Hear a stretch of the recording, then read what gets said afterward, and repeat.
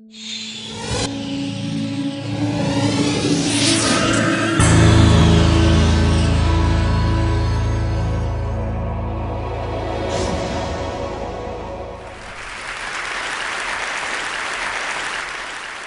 good morning. You know, the computer and television both recently turned 60, and today I'd like to talk about their relationship.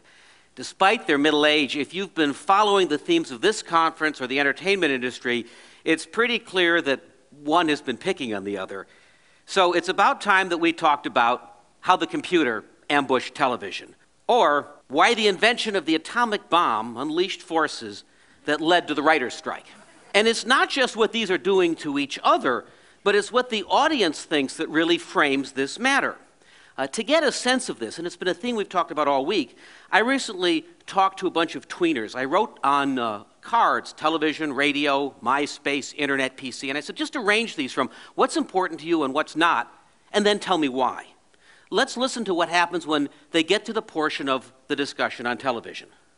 Well, I think it's important, but like not necessary, because you can do a lot of other stuff with your free time than watch programs. Which is more fun, internet or TV? Internet. I think one of the reasons we put computer before TV is because nowadays, like, we have TV shows on the computer. Oh yeah. And that you can download onto your iPod. Would you like to be the president of a TV network? I wouldn't like it. It would be so stressful. No. How come? Because they're gonna lose all their money eventually. Like the stock market, it goes up and down and stuff. I think right now the computers would be at the top and everything would be kind of going down and stuff. There's been an uneasy relationship between the TV business and the tech business, really ever since they both turned about 30. We go through periods of enthrallment followed by reactions in boardrooms in the finance community, best characterized as, what's the finance term? Ugh, pui. Let me give you an example of this. The year is 1976, and Warner buys Atari because video games are on the rise. The next year, they march forward and introduce Cube, the first interactive cable TV system, and the New York Times heralds this as telecommunications moving to the home, convergence, great things are happening. Everybody in the East Coast gets in the picture, Citicorp, Penny, RCA, all getting into this big vision. By the way, this is about when I enter the picture. I'm going to do a summer internship at Time Warner that summer. I'm all excited to work on convergence. And then the bottom falls out. It doesn't work out too well for them. They lose money. And I had a happy blush with convergence until kind of Warner basically has to liquidate the whole thing. That's when I leave graduate school, and I can't work in New York on kind of entertainment and technology because I have to be exiled to California, where the remaining jobs are, almost to the sea, to go to work for Apple Computer. Warner, of course, writes off more than $400 million. $400 million, which was real money back in the 70s. But they were onto something, and they got better at it. By the year 2000, the process was perfected. They merged with AOL, and in just 4 years, managed to shed about $200 billion of market capitalization, showing that they'd actually mastered the art of applying Moore's law of successive miniaturization to their balance sheet.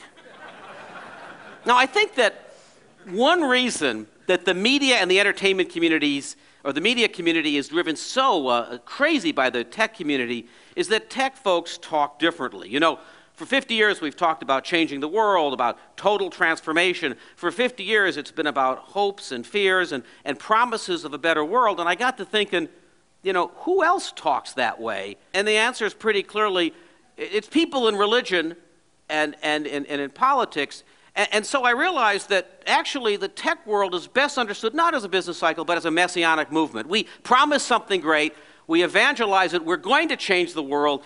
It doesn't work out too well, and so we actually go back to the well and start all over again as the people in New York and LA look on in absolute morbid astonishment, but it's this irrational view of things that drives us on to the next thing. So what I'd like to ask is, if the computer is becoming a principal tool of media and entertainment, how did we get here? I mean, how did a machine that was built for accounting and artillery morph into media. Of course, the first computer was built just after World War II to solve military problems, but things got really interesting just a couple years later, 1949, with Whirlwind. Built at MIT's Lincoln Lab. Jay Forrester was building this for the Navy, but you can't help but see that the creator of this machine had in mind a machine that might actually be a potential media star. So take a look at what happens when the foremost journalist of early television meets one of the foremost computer pioneers, and the computer begins to express itself. It's a Whirlwind electronic computer. With considerable trepidation, we undertake to interview this new machine. Hello, New York. This is Cambridge. And this is the oscilloscope of the Whirlwind electronic computer. Would you like to try to use the machine? Yes, of course, but I have an idea, Miss Forster. Since this computer was made in conjunction with the Office of Naval Research, why don't we switch down to the Pentagon in Washington and let the Navy's research chief, Admiral Bolster, give Whirlwind the workout? Well, Ed, this problem concerns the Navy's Viking rocket. This rocket goes up 135 miles into the sky.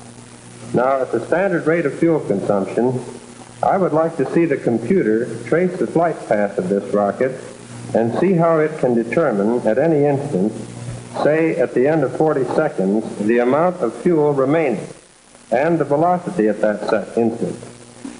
Over on the left-hand side, you will notice fuel consumption decreasing as the rocket takes off. And on the right-hand side, there's a scale that shows the rocket velocity. The rocket position is shown by the trajectory that you're now looking at. And as it reaches the peak of its trajectory, the velocity, you will notice, has dropped off to a minimum. Then as the rocket starts down, velocity picks up again toward a maximum velocity when the rocket hits the ground. How's that? Well, how about that, Admiral? Looks very good to me. And before leaving, we would like to show you another kind of mathematical problem that some of the boys have worked out in their spare time in a less serious vein for Sunday afternoon.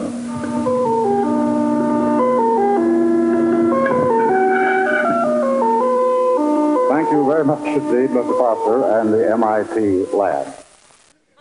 You know, so much was worked out. The first real-time interaction, the video display, pointing a gun. It led to the microcomputer, but unfortunately, it was too pricey for the Navy. And all of this would have been lost if it weren't for a happy coincidence. Enter the atomic bomb. We're threatened by the greatest weapon ever, and knowing a good thing when it sees it, the Air Force decides it needs the biggest computer ever to protect us. They adapt Whirlwind to a massive air defense system, deploy it all across the frozen north, and spend nearly 3 times as much on this computer as was spent on the Manhattan Project building the A-bomb in the first place. Talk about a shot in the arm for the computer industry. And you can imagine that the Air Force became a pretty good salesman. Here's their marketing video.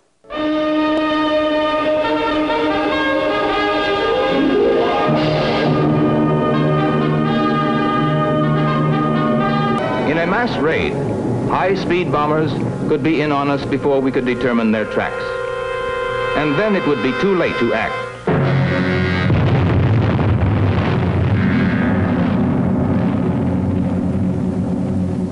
We cannot afford to take that chance. It is to meet this threat that the Air Force has been developing SAGE, the semi-automatic ground environment system, to strengthen our air defenses. This new computer, built to become the nerve center of a defense network, is able to perform all the complex mathematical problems involved in countering a mass enemy raid.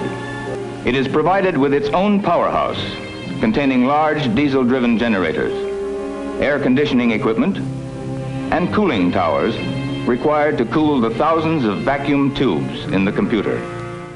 You know, that one computer was huge. There's an interesting marketing lesson from it, which is basically when you market a product, you can either say this is going to be wonderful and make you feel better and enliven you, or there's one other marketing proposition, if you don't use our product, you'll die. This is a really good example of that. This had the first pointing device. It was distributed, so it worked out distributed computing and modems, so all these things could talk to each other. About 20% of all the nation programmers were wrapped up in this thing, and it led to an awful lot of what we have today. It also used vacuum tubes. You saw how huge it was. And to give you a sense for this, because we've talked a lot about Moore's Law and making things small at this conference, let's talk about making things large. If we took Whirlwind and put it in a place that you all know, say Century City, it would fit beautifully. You'd kind of have to take Century City out, but it could fit in there. But like, let's imagine we took the latest Pentium processor, the latest Core 2 Extreme, which is a 4-core processor that Intel's working on. It'll be our laptop tomorrow. To build that, what we'd do with Whirlwind technology is we'd have to take up roughly from the 10 to Mulholland and from the 405 to La Cienega, just with those Whirlwinds, and then the 92 nuclear power plants that it would take to provide the power would fill out the rest of Los Angeles. That's roughly a third more nuclear power than all of France creates. So the next time they tell you they're onto something, clearly they're not. So, and we haven't even worked out the cooling needs. But it gives you the kind of power that people have, that the audience has, and the reason these transformations happening. All of this stuff starts moving into industry. DEC kind of reduces all this and makes the first mini computer. It shows up at places like MIT, and then a mutation happens. Space War is built, the first computer game, and all of a sudden interactivity and involvement and passion is worked out. Actually, many MIT students stayed up all night long working on this thing, and many of the principles of gaming today were worked out. DEC knew a good thing about wasting time. It shipped every one of its computers with that game. Meanwhile, as all of this is happening, by the mid-50s, the business model of traditional broadcasting and cinema has been busted completely. A new technology has confounded radio men and movie moguls, and they're quite certain that television is about to do them in. In fact, despair is in the air. And a quote that sounds largely reminiscent from everything I've been reading all week, RCA head David Sarnoff, who basically commercialized radio, said this: "I don't say that radio networks must die. Every effort is being made and will continue to be made to find a new pattern, new selling arrangements, and new types of programs that may arrest the declining revenues. It may yet be possible to eke out a poor existence for radio, but I don't know how." And of course, as the computer industry develops interactively, producers in the emerging TV business actually hit on the same idea, and they fake it.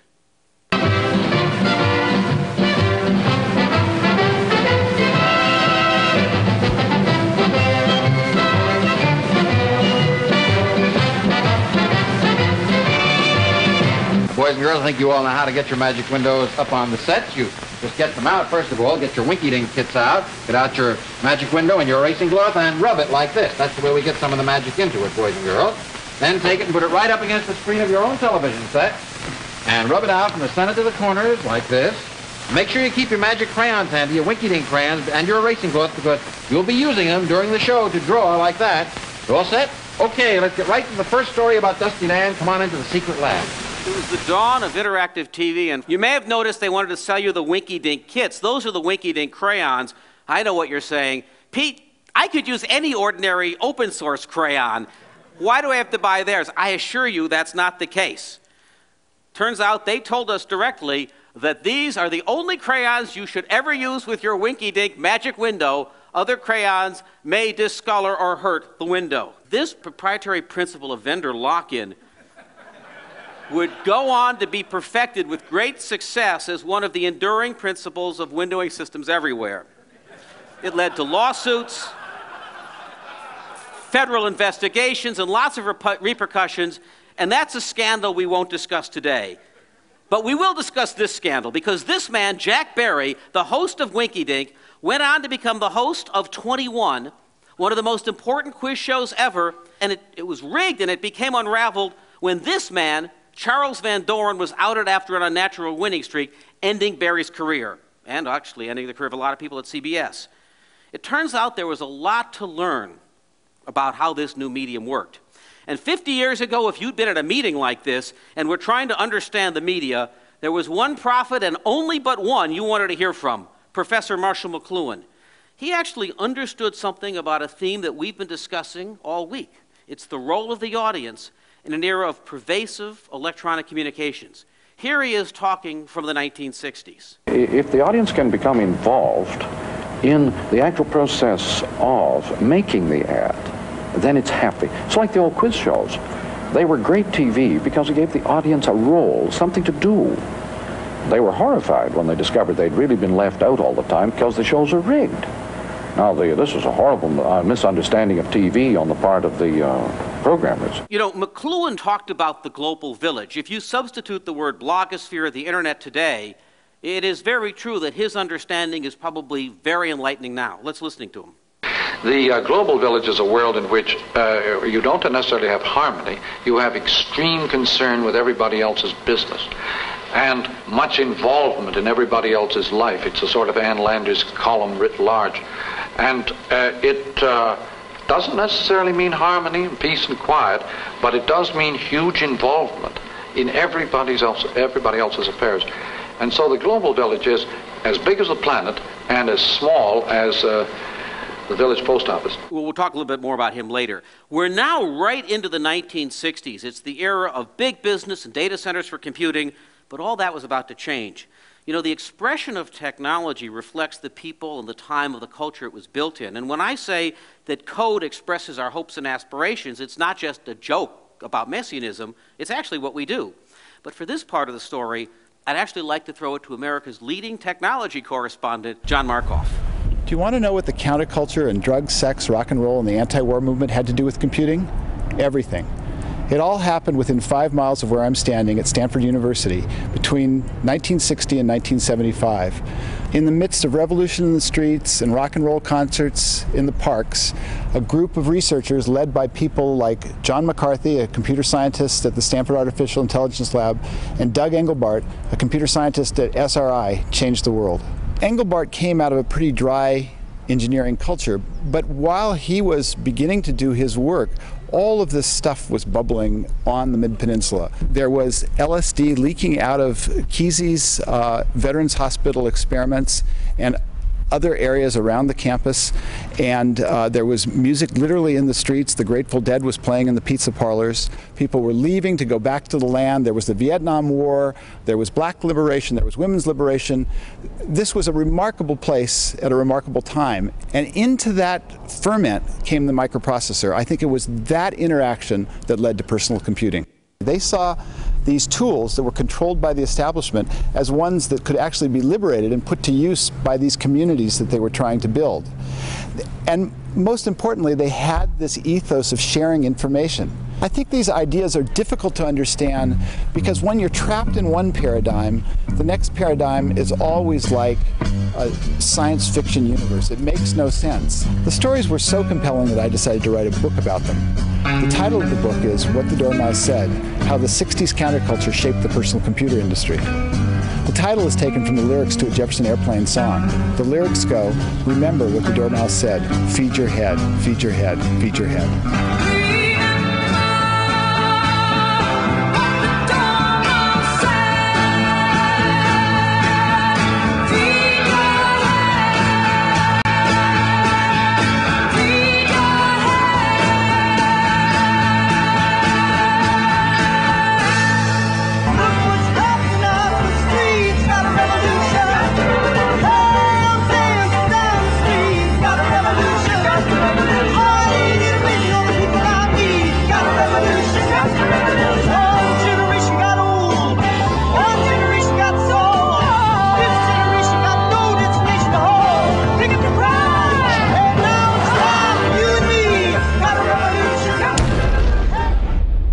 By this time, computing had kind of leapt into media territory, and in short order, much of what we're doing today was imagined in Cambridge and Silicon Valley. Here's the Architecture Machine Group, the predecessor of the Media Lab in 1981.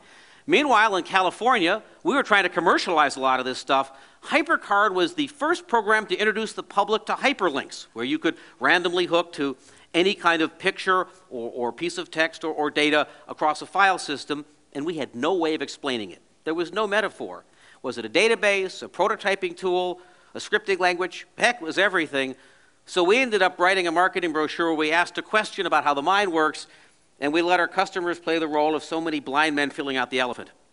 A few years later, we then hit on the idea of explaining to people the secret of how do you get the content you want, the way you want it, and the easy way. Here's the Apple marketing video. You'll be pleased to know, I'm sure, that there are several ways to create a HyperCard interactive video. The most involved method is to go ahead and produce your own video disc, as well as build your own HyperCard stacks. By far the simplest method is to buy a pre-made video disc and HyperCard stacks from a commercial supplier. The method we illustrate in this video uses a pre-made video disc but creates custom HyperCard stacks. This method allows you to use existing video disc materials in ways which suit your specific needs and interests. I hope you realize how subversive that is. That's like a Dick Cheney speech. You think he's a nice balding guy, but he just declared war. On the content business, find the commercial stuff, mash it up, tell the story your way. Now, as long as we confine this to the education market and a personal matter between the computer and the file system, it's fine. But as you can see, it was about to leap out and upset Jack Valenti and a lot of other people. By the way, speaking of the filing system, it never occurred to us that these hyperlinks could go beyond a local area network. A few years later, Tim Berners-Lee worked that out. It became a killer app of links, and today, of course, we call that the World Wide Web. Now, not only was I instrumental in helping Apple miss the internet, but a couple years later, I helped Bill Gates do the same thing. The year is 1993, and he was working on a book, and I was working on a video to help him kind of explain where we were all heading and how to popularize all this. We were plenty aware that we were messing with media, and on the surface, it looks like we predicted a lot of the right things, but we also missed an awful lot. Let's take a look. The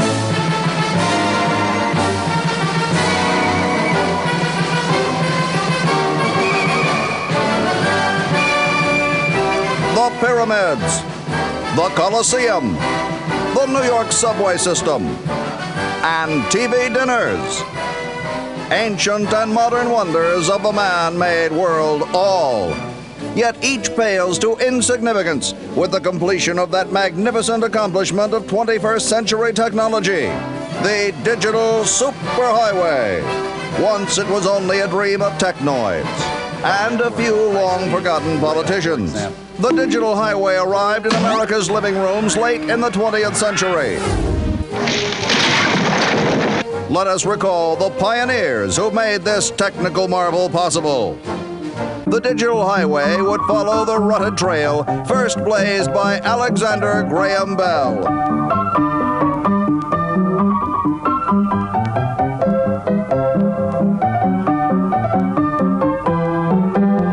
Though some were incredulous. The phone company. Stirred by the prospects of mass communication and making big bucks on advertising, David Sarnoff commercializes radio. Never had scientists been put under such pressure and demand. The medium introduced America to new products.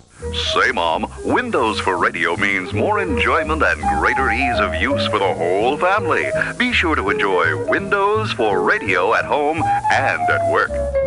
In 1939, the Radio Corporation of America introduced television. Never had scientists been put under such pressure and demand. Eventually, the race to the future took on added momentum with the breakup of the telephone company. And further stimulus came with the deregulation of the cable television industry and the re-regulation of the cable television industry. We did the work to build this cable industry. Now the broadcasters want some of our money. I mean, it's ridiculous. Computers, once the unwieldy tools of accountants and other geeks, escaped the back rooms to enter the media fracas. The world and all its culture reduced to bits, the lingua franca of all media. And the forces of convergence exploded. Finally, 4 great industrial sectors combined: telecommunications, entertainment, computing, and everything else. We'll see channels for the gourmet, and we'll see channels for the pet lover. Next on the Gourmet Pet Channel, decorating birthday cakes for your schnauzer. All of industry was in play as investors flocked to place their bets. At stake, the battle for you, the consumer, and the right to spend billions to send a flood of information into the parlors of America. With an information highway across the USA, and everybody be shopping in a whole new way. stuff on your TV and use your credit card. It's like having a strip mall in your own backyard.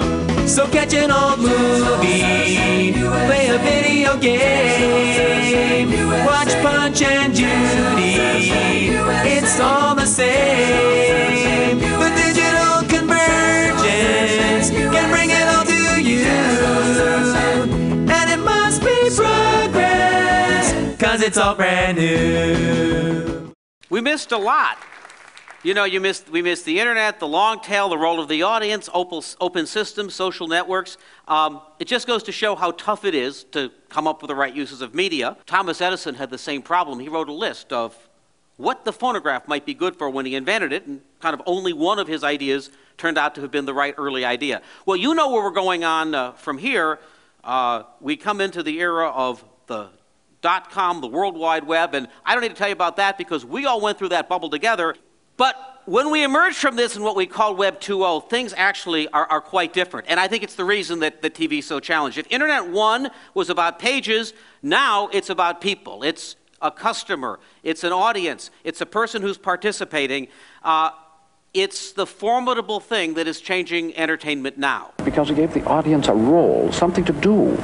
In my own company, Technorati, we see something like 67,000 blog posts an hour come in. That's about 2,700 fresh connective links across about 112 million blogs that are out there.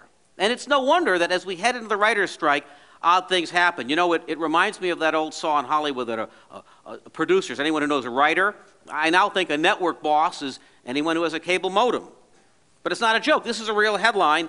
Websites attract striking writers. Operators of sites like mydamnchannel.com could benefit from labor disputes. Meanwhile, you have the TV bloggers going out and strike in sympathy with the television writers. And then you have TV Guide, a Fox property, which is about to sponsor the online video awards, but cancels it out of sympathy with traditional television not appearing to gloat. To show you how schizophrenic this all is, here's the head of MySpace, or Fox Interactive, a News Corp company, being asked, well, with the writer's strike, isn't this going to hurt News Corp and help you online? But yeah, I think there's an opportunity as the strike continues. There's an opportunity for more people to experience video on places like MySpace TV. Oh, but then he remembers he works for Rupert Murdoch.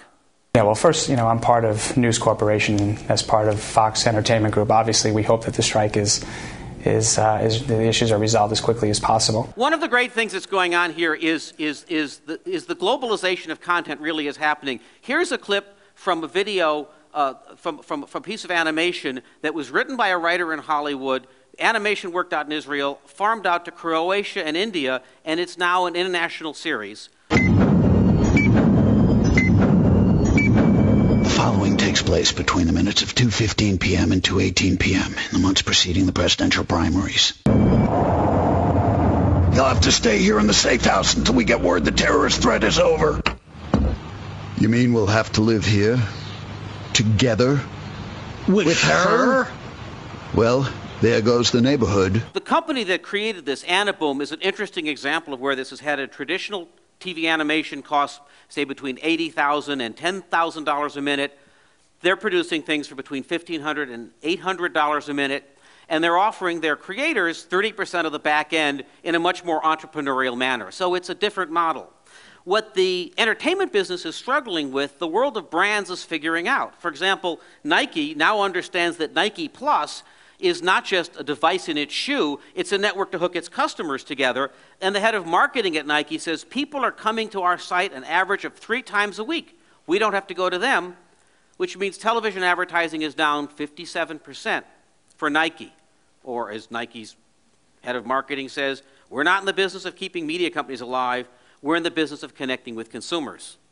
And media companies realize the audience is important also. Here's an ad announcing the new Market Watch from Dow Jones, powered 100% by the user experience on the home page. User-generated content married up with traditional content. It turns out you have a bigger audience and more interest if you hook up with them. Or as Jeffrey Moore once told me, it's intellectual curiosity that's the trait that brands need in the age of the blogosphere. And I think this is beginning to happen in the entertainment business.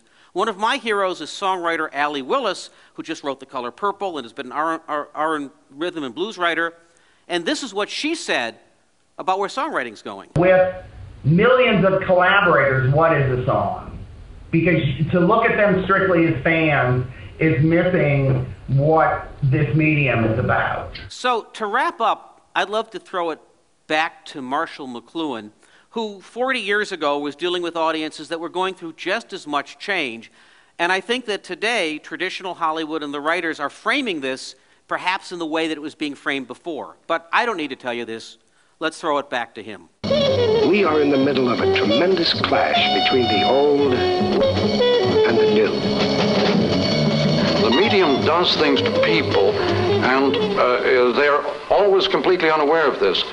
They don't really notice the new medium that is roughing them up. They think of the old medium because the old medium is always the content of the new medium, as movies tend to be the content of TV, and as books used to be the content, novels used to be the content of movies. And so every time a new medium arrives, the old medium is the content, and it is highly observable, highly noticeable. But the real roughing up and massaging is done by the new medium, and it is ignored. I think it's a great time of enthrallment. There's been more raw DNA of communications and media thrown out there. Content is moving from shows to particles that are batted back and forth and part of social communications.